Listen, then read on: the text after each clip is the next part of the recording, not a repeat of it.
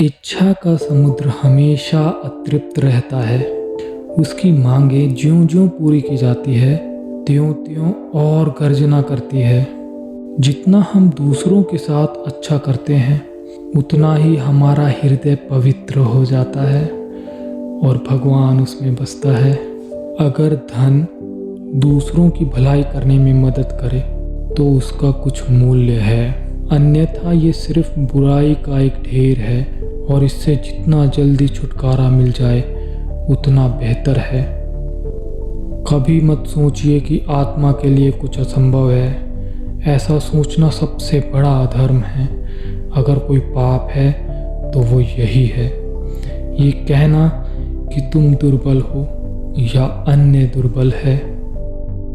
केवल उन्हीं का जीवन है जो दूसरों के लिए जीता है। अन्य सब तो जीवित होने से अधिक मृत हैं।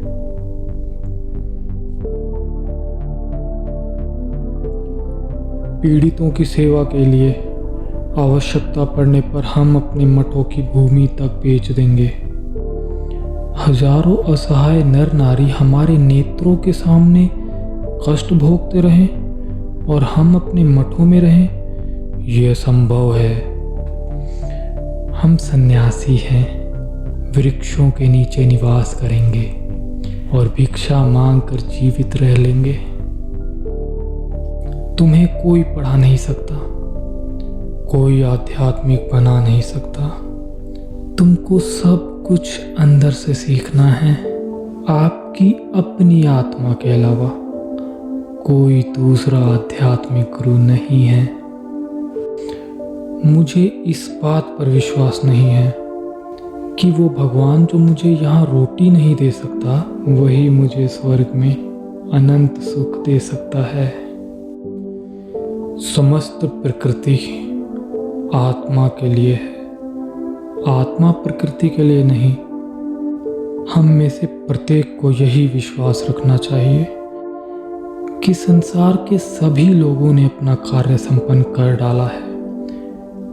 एकमात्र मेरा ही कार्य शेष है और जब मैं अपना कार्यभार पूरा करूंगा, तभी संसार संपूर्ण होगा।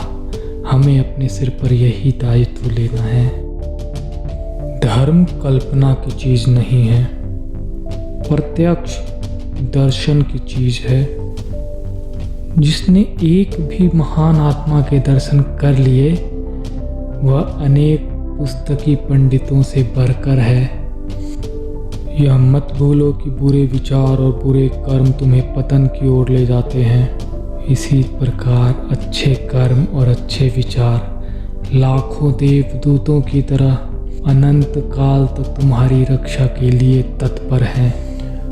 मनुष्य जाति को इस प्रकार पुकारो कि जागो, उठो और धैर्य की उपलब्धि के बिना रुको नहीं।